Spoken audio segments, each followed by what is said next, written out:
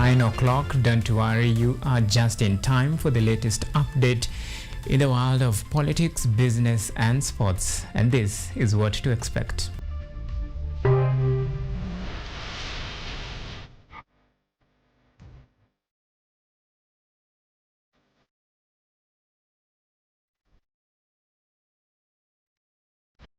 Tonight, united like never before, United opposition rubbish off claims of internal wrangles as they insist the mission is to make Ruto a one-term president.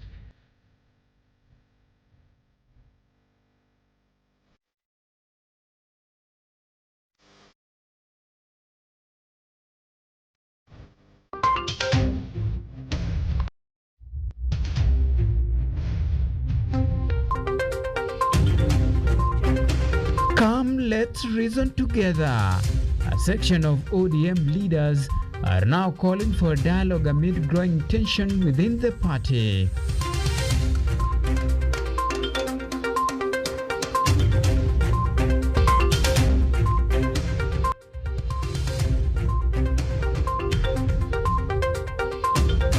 Also tonight, not our child.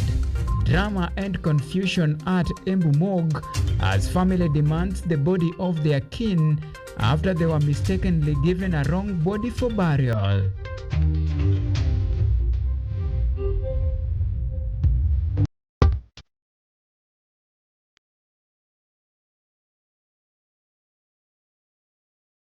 Plus, no to clubfoot. A race against time to kick off the spread of clubfoot in Migori.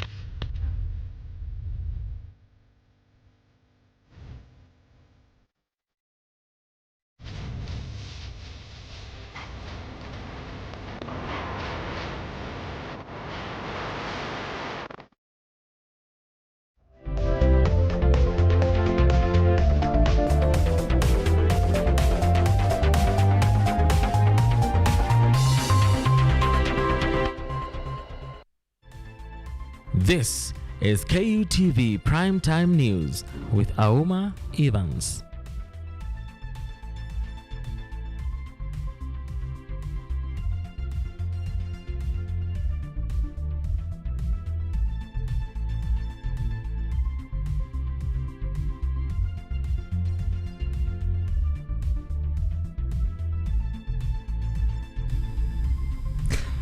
Tonight, I'm not alone. I'm in full backup of Francis Akinyi as a sign language interpreter tonight. Remember, you can talk to us on all of our social media platforms. We are coming to you live on YouTube at KUTV News Live. You can tweet us on X at KUTV_Kenya, at Auma Evans, the hashtag to use Primetime News. So tonight we begin with matters politics. Now the united opposition led by former Deputy President Rigathi Gachagua has strongly dismissed claims of internal divisions within itself. Speaking during an official endorsement of Dr. Fred Matiang'i as the Gusii community spokesperson, the leaders reaffirmed their shared political objective to have President William Ruto ousted in the coming 2027 general elections. Ocheng Cynthia, status of tonight. Patience may be a virtue, but the opposition appeared impatient to wait until 2027 to kick off their campaigns. Led by former Deputy President Rigathi Gachagua, the leaders maintained their firm stand to ensure President William Ruto serves only a single term in office, with Gachagua urging the head of state to honor the promises he made to Kenyans during his campaign. William Ruto, hawa Kipsigis wakiwa Bomet wanakuambia ukidanganya Wakenya wengine hapana danganya watu ya nyumbani. Hawa wa Kipsigis wameniambia nikuambie, ulipokuwa hapa ulisema ng'ombe usiulizwe, utalete wewe mwenyewe. Wanauliza sasa ni mwaka 4 unaendelea kwenda nyumbani. Hii ng'ombe ya Kipsigis ulisema utalete siku gani? Gachagua further called on the government to embrace inclusivity by involving all communities in national development, accusing the administration of marginalization. Mimi nashangaa wale watu ya Nyanza wanaitwa pale Ikulu, wanapewa kila mtu 10,000 kwenda nyumbani. Watu ya Kiambu wanashinda hapo, watu ya Meru wanashinda hapo, watu ya Kakamega wanashinda hapo. Kwani watu ya Bomet wakienda Ikulu wapewe 10,000, kwani mtajikuna? Si hata nyinyi mnataka kukula? Hii pesa imeibiwa. Rais ameiba pesa, anapatia watu. Hii pesa rais umeiba. Kama unapatia Wakenya wengine, hii wa Kipsigis pia uwaite Ikulu ama Kilgoris upatie pesa yao. Meanwhile, DCP Deputy Party Leader George Natembea criticized the Kenya Kwanza administration, accusing it of deteriorating key ministries such as education, health and the economy. Hii timu ambayo mnaona mbele yetu, kumekuwa na wasiwasi kwa Wakenya ya kwamba kuna uwezekano upinzani itakuja kugawanyika. Sisi hatuwezi kugawanyika. Ile timu ambayo tunajenga ni kama ile timu ya football. Kila mchezaji ako na namba yake, si ndio? Unaweza kuwa captain, haimaanishi kwamba wewe unacheza kuliko wengine wote. Sisi tunataka kuunda serikali ambaye inaangalia maslahi ya mwananchi. For the first time sisi tupate uhuru. Hii serikali ambayo sisi tunapanga ni serikali ambayo itaweka maslahi ya mwananchi mbele. Harambe! Hawa jamaa wameongeza ushuru iko juu sana. Hata maofisa wa polisi ambao wanapiga watu, ukimwambia angalie payslip yake hakuna pesa hapo. Hawa jamaa wameharibu afya, walipata NHIF, wakaleta ukore naitwa SHA. Health imefanya nini? Wamekuja wakapata elimu iko sawa sawa, wakaleta mambo yanaitwa CBC, mara CBE. Ati mtoto akipita mtihani saa hii anapata E badala ya A. Hawa jamaa wanatubeba aje? Hawa jamaa wanatubeba aje? On his part, Fred Matiang'i acknowledged to have formally joined forces with the united opposition, pledging to serve his community with integrity following his endorsement as the Gusii community spokesperson. Hii vimbo ambayo mmenipea na yale yote ambayo mmefanya leo, ninataka kuhakikishia mbele ya Mwenyezi Mungu, I will not let you down. Mimi sitafanya. Elsewhere, Wiper Party leader Kalonzo Musyoka called for an inquest into the circumstances surrounding the death of the late Raila Odinga's death. 2022 tulikuwa hapa na ndugu yangu Raila Amolo Odinga. Si mnakumbuka? Mimi nataka niwahakikishe, because mekuwa na Raila miaka 15 nikimsaidia. Yeye nikawa running mate wa Raila mara 2. Yale James Orengo ameongea Siaya juzi, Kakamega, akasema Raila huenda aliuawa. Tunasema tunataka open inquest tujue ukweli kama Raila alilala vizuri ama kama Raila alifanywa madhambi. Wangapi wanataka hiyo public inquest hiyo? As opposition politics continue to gain traction in the Gusii region, the political future of the Kenya Kwanza coalition in the area appears increasingly uncertain. This comes amid the broad-based coalition between the ODM and UDA parties. Watching Cynthia, KUTV. All right, let's stay on matters politics for a bit. As dispute continue to rise in the Orange Democratic Movement Party between the two factions, the Linda Mwananchi and Linda Ground, a section of leaders within the party have now come out calling for dialogue to quell the rising tension that continue to divide the once united Orange Democratic Movement Party ahead of the upcoming National Delegates Convention. Atenka Nagunda now reports. Following the division of Orange Democratic Movement ODM party leaders, the Linda Wananchi and ODM party leader Oburu Oginga faction have continued to pile pressure on each other regarding the leadership of the party. The differences has led to calling of a national delegates conference, which the Linda Wananchi side has rubbished, stating the Secretary General, Catherine Omanyo, was unlawfully appointed.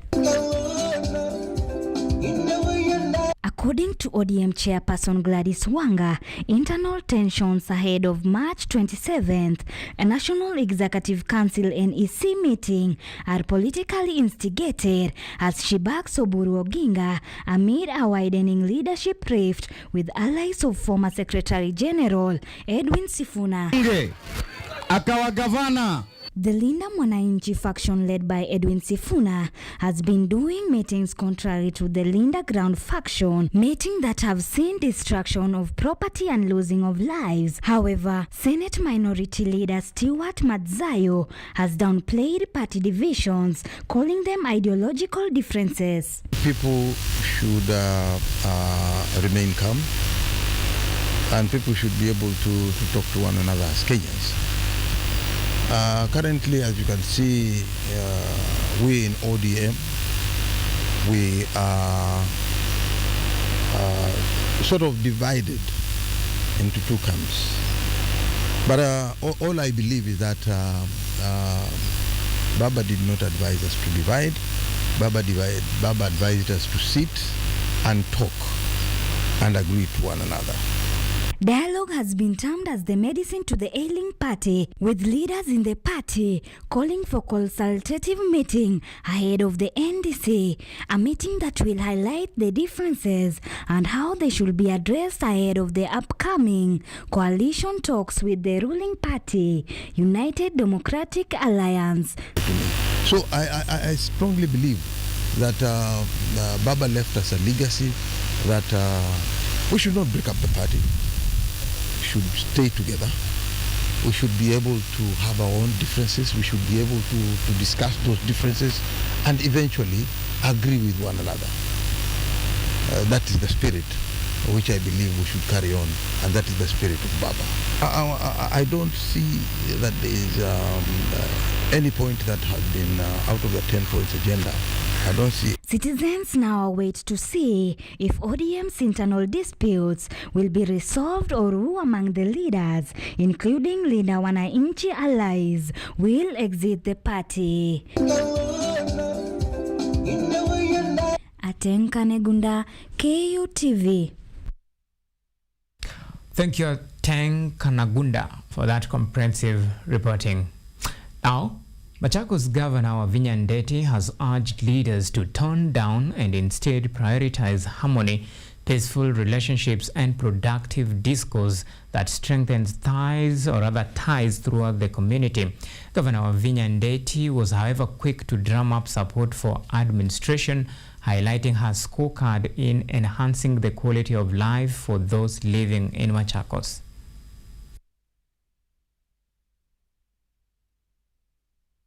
Mwaka wa kwanza niliweka pesa, wakakataa kupitisha sheria. Mwaka wa pili nikaweka pesa, wakakataa kupitisha sheria. Huu ni mwaka wa tatu, nimeweka pesa, bado wanacheza na hiyo sheria. Na unajua pesa ikikataa kutumika inarudi wapi? Treasury. Mimi siwezi kushika pesa bila nini? Bila sheria. Lakini na wao ninawaambia, kwa nguvu za Mwenyezi Mungu, serikali iko na njia mingi ya kufanya vitu. I have been patient, lakini sasa lazima tutafute how we are going to help our women but within the law. Tunalani kusaidia kina mama katika vikundi vyao, hata kina baba, hata vijana. Kwa sababu kuna ile pesa tuko supposed kuja kuwapatia, hiyo pesa iwasaidie. At the same time, the Catholic Diocese of Embu has made a strong plea to Kenyans of all political and religious persuasions to put national harmony and unity first as country gears up for the 2027 general elections. Bishop Peter Kimani urged authorities and residents to oppose any activities that could jeopardize the peace and advancement of the nation.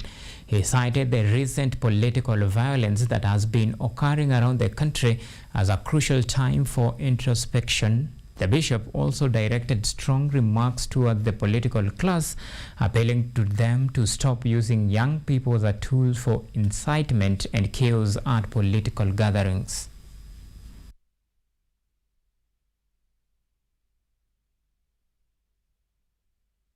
Kwa hivyo tuende tuangalie yale ambayo tumesababisha tuweze kuharibu ushirikiano, kuharibu amani yetu na kuharibu umoja wetu, ili turekebishe katika mahali tuko sisi kama kanisa na wenzetu, na pia vile vile tunaona hata Waislamu tuko nao katika bango hilo. All the religions, they are called, because all the things that we are doing, they are not for Catholics only, it is for the benefit of this nation. Watu wanaumia, watu wako na machungu, na vijana hasa watumiwe vizuri.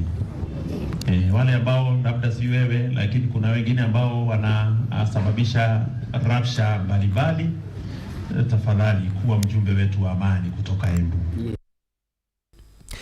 Elsewhere, residents of Vanga Ward in Lungalunga constituency in Kwale County have welcomed the nomination of Dr. Abdullahi Sagef Alway as chairperson of the National Land Commission, terming it as a historic milestone for the marginalized Wavumba community. The nomination marks the first time since independence that a member of the Vumba minority community has been recognized at such a high national level. Kwale County has long grappled with land ownership dispute and squatters that have affected many coastal communities for decades.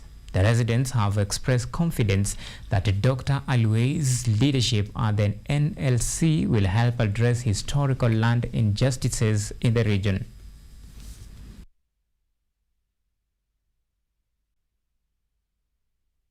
Ni tukio la kihistoria kwamba kabila dogo la Wavumba limeweza kutambulika katika ngazi za kitaifa. We are very, very grateful to His Excellency the President. Tunamshukuru sana na tunamwombea kwamba zile ahadi anazotoa kwa wananchi wake kuhusu kuinua hali za makabila madogo zimeanza kuonekana. Sisi watu wa Vanga walikuwa tuna magumu tunaopitia kuhusu masuala na mashamba, lakini kwa yeye kuwepo kwenye huu uongozi, nina imani atatusaidia na tutashukuru kwa kila hatua. Now listen to the following story. Drama ensued at Embu Level 5 morgue today after a family learned that they were mistakenly given a wrong body for burial. The family's attempts to get answers from the mortuary attendants were unsuccessful. However, the hospital administration has issued a statement indicating that they are in the process of seeking court orders that would allow them to exhume a body recently buried by another family in Kiamaringa area of Bere North to give the bereaved family the closure.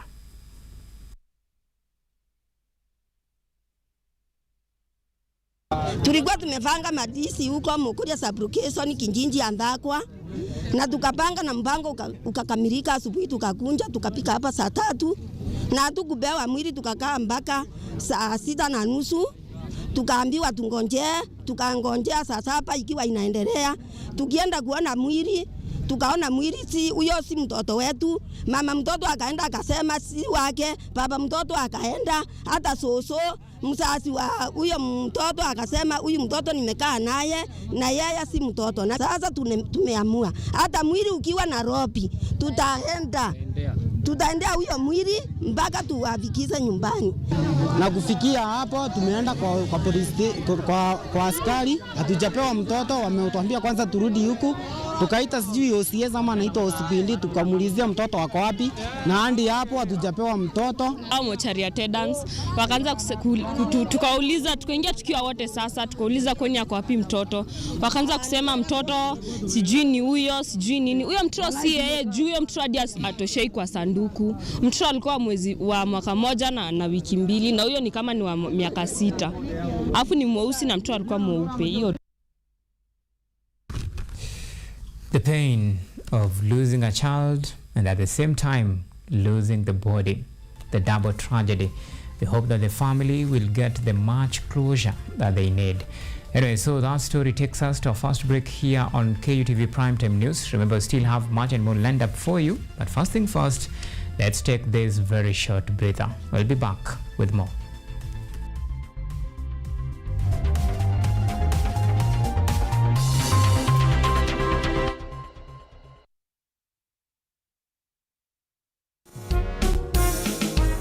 A new era, a new people. This is the Law Matters Show.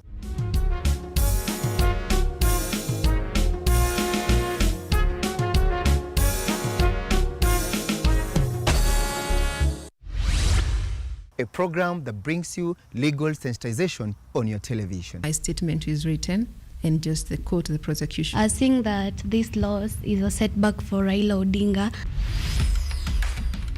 What policy recommendations were fronted by the candidate? With diversity, we demystify important legal issues locally, regionally, and internationally. What Tanzanians. Join me, Elvin Onsongo, as I bring you more insights on law matters. We are looking at social issues. What is the problem? Is it the economy? Is it... Law Matters Show, creating awareness, advocacy, and enhancing lives.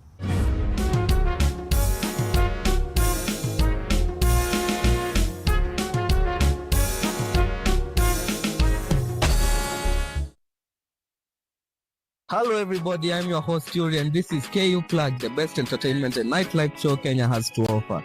Only here in KU TV, and since it's the first episode, let me introduce you kidogo to what we are about. We have Tubonge, where we have conversations with nightlife personalities, DJs and creatives.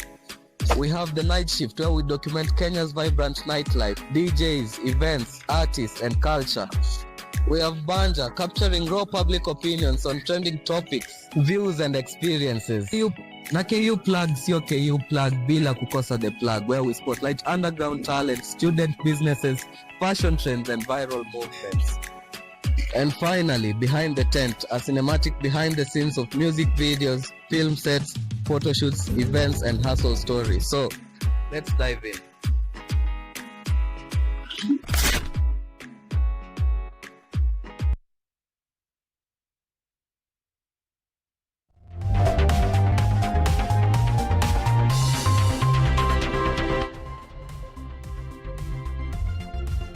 You are watching KUTV Primetime News with Auma Evans.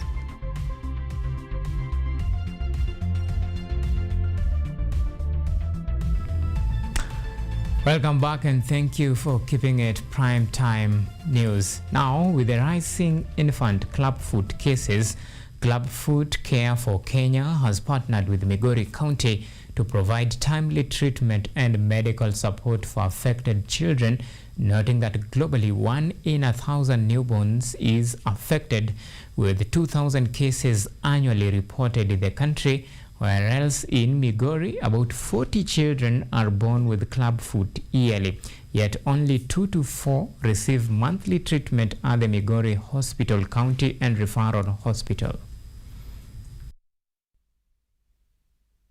Clubfoot Care for Kenya CCK has partnered with Migori County Referral Hospital to tackle the increasing cases of clubfoot among infants, with statistics showing Migori County records roughly 40 children born with clubfoot each year, while Kenya reports about 2,000 cases annually. And globally 1 in every 1,000 newborns is affected by the condition. Na haya ni tutaendelea wakati. According to Isaac Mutua from CCK, the establishment of a dedicated clubfoot clinic in the county will provide affected children with timely medical care and reduce financial burden of traveling to other hospitals. Weza kumfunza mshauri counselor ambaye atakuwa anajitolea kuja hapa kila Jumanne kuzungumza na wazazi wa watoto wanaorekebishwa clubfoot. Hii ni kaunti moja ambayo iko na watoto wengi wanaozaliwa na clubfoot na hatujaweza kuwafikia. Kwa muda wamekuwa wakikuja hapa, wanatumwa Kisii, wengine wanatumwa Homa Bay kule Kindu Adventist Hospital, wengine wanaenda hadi hata Kisumu. Sasa kutokea sasa kila mtoto anayezaliwa na clubfoot huku ataweza kuja hapa. Tutaweza kupeana plaster ambayo inahitajika kuwafunga wale watoto miguu. The leading physiotherapist in Migori County Referral Hospital, Frederick Mutua, noted that clubfoot, though congenital, is treatable in children up to 5 years, explaining that the awareness training will enable health workers to make prompt referrals and provide timely treatment for newborns with clubfoot. Migori County, the incidents are still high. We receive, like, in a month you can find 2 children born with clubfoot or even 1. So the incidence rate is still high. Telling our people, the citizens, the residents of Migori County and its environs that we have clubfoot care clinic in Migori County Referral Hospital. All children who are born, newborns with clubfoot, bring them to Migori County Hospital. Even those ones who are identified late, maybe 2 years, 3 years, we still manage them, even up to. The clinic is now expected to improve access to clubfoot treatment, prevent lifelong disability, and give children in Migori County a healthier childhood. Atenka Negunda, KUTV.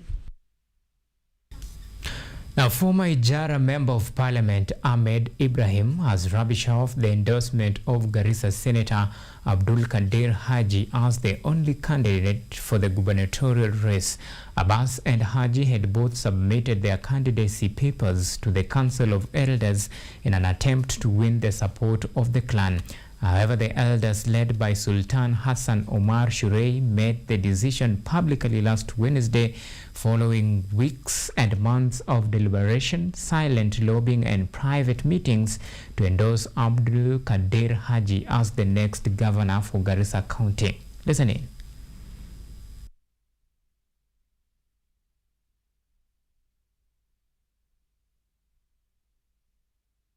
Today is a happy day. I'm so happy that my community, the Somali community in Garissa, have endorsed me as their sole candidate for the seat of the gubernatorial seat 2027. I'm so proud of my community. You can gauge by their attendance. They are fasting. They have been fasting the last 13 hours, and here we are. And therefore, I want to tell my community that I will not take for granted. I will not let you down. I will serve the people of Garissa to the best of my ability. And my record is clear. My record is clear as a member of parliament for Ijara. The people of Garissa know what I did. My record is so clear as a speaker of this county, the great. Now, the Ethics and Anti-Corruption Commission has retrieved 281 million worth of public land in Mombasa as a result of historic rulings from the Environment and Land Court in February 2026. The commission also retrieved further properties worth 91 million shillings. EACC Director of Legal Services, David Tor, stated that the Commission and Kenya Railways worked together to accomplish the recovery during a site visit to the Shimanzi Road parcels.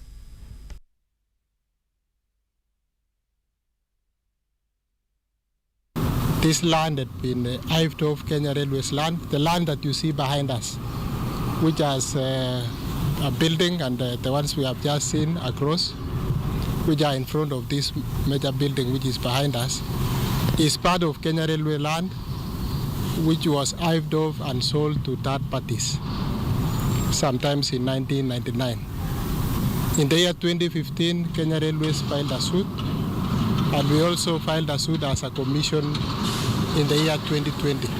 So it is something that we are proud of to have recovered. And we will continue to recover more parcels of land which belong to public institutions. And as you are aware, EACC has been in the forefront in filing suits for recovery of parcels of land. All right, now let me take you to Embu County. After 62 years of darkness in the neighborhood, Bere North students will benefit from digital learning thanks to a last-mile connectivity project. Residents of Bere North constituency have long complained about not having energy even though they live close to Seven Fork dams, which are a significant source of hydropower in Kenya. Schools in the area have not installed CBC systems because of shortage of power. Learners here have fallen behind in terms of digital learning, despite the school owning computers and printers.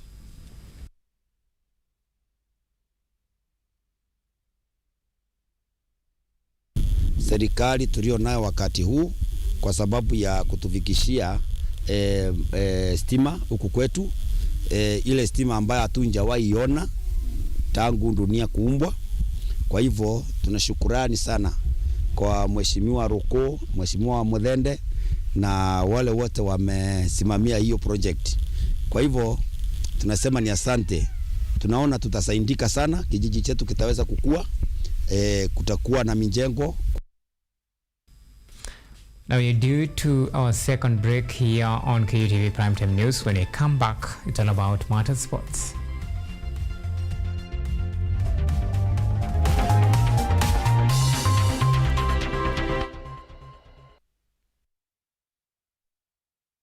Are you an aspiring media practitioner, a graduate, or you just want to advance your skills in television production? Then welcome to Kenyatta University, where education meets innovation. KUTV, the premier university television station in Kenya, is now offering short courses in TV studio, field technical operations, and video editing. Through these courses, you will acquire hands-on skills on camera operations, media production, lighting techniques, audio-visual editing, and sound and visual control, and how to operate key equipment in modern TV control room. Enroll today at KUTV and discover your full potential in cutting-edge TV broadcasting. Graduates of these courses will receive professional certificates.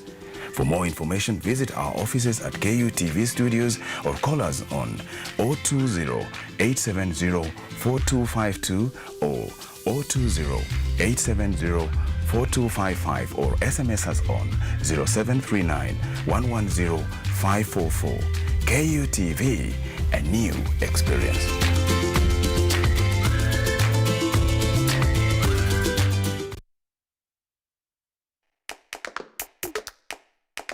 Baada ya kutafuta kazi, tunaweza kuanzisha miradi yetu ambayo ingetusaidia kubadilisha maisha ya wazazi wetu. Kwa vijana wenzangu, wengi hawana kazi, lakini ikiwa sisi wenyewe tutajiamini, tunaweza kujiajiri wenyewe. Afrika kwa kweli tuna mahitaji ambayo ukiyasuluhisha unaweza kuathiri watu kwenye bara hili. Bila uoga,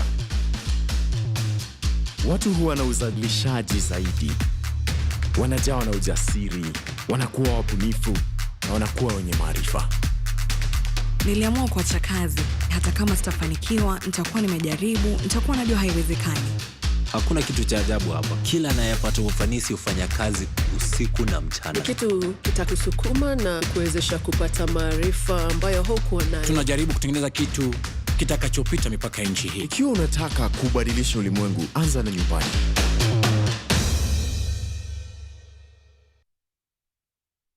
Hello everybody, I'm your host Yuri and this is KU Plug, the best entertainment and nightlife show Kenya has to offer. Only here in KUTV, and since it's the first episode, let me introduce you kidogo to what we are about.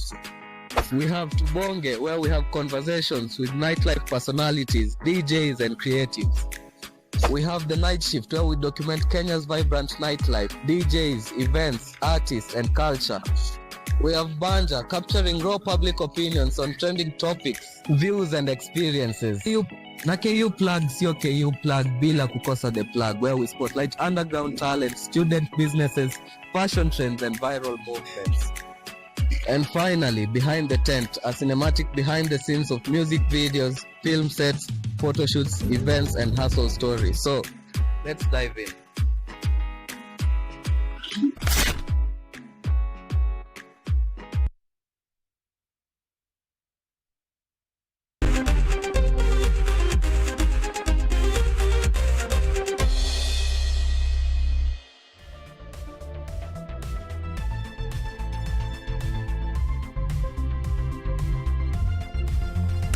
Time for the latest in the world of sports.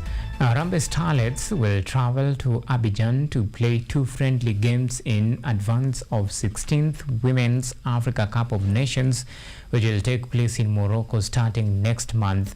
On the second day of next month, the team will play Benin at the Alisen Ouattara Stadium before playing the host Ivory Coast. 2 days later, the team has been attending a local residential training camp at Kasarani Stadium.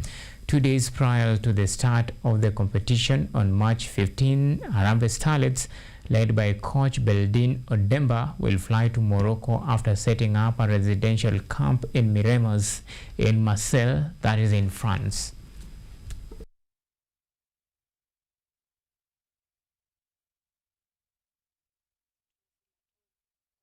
Moso sisi wenye ni first call up tunafeel tuko nyumbani. Aim yetu kama venye kocha alisema ni semi final, na mimi na believe na preparation tumefanya tutafika hiyo semi final. So far training for the last 1 week imekuwa fiti na morale iko juu kwa team. Camp ya players mostly wengi ni new, lakini unaweza kuwa new kwa kama player, lakini kwa football sio new. But preparation iko sawa, mood iko sawa, watu wako ready.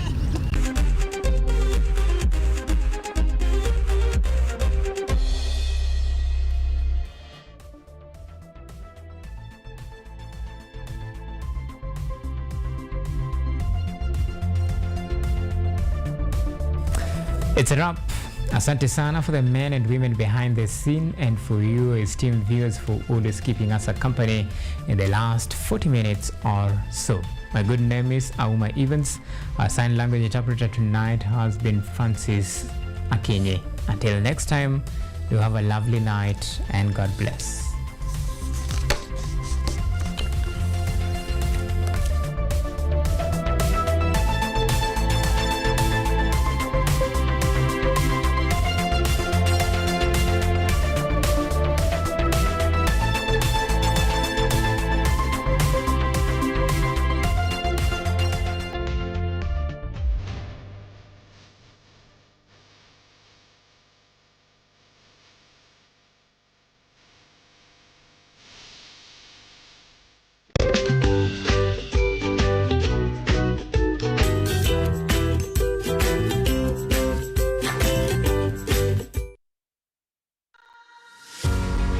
Are you ready to take charge of your health?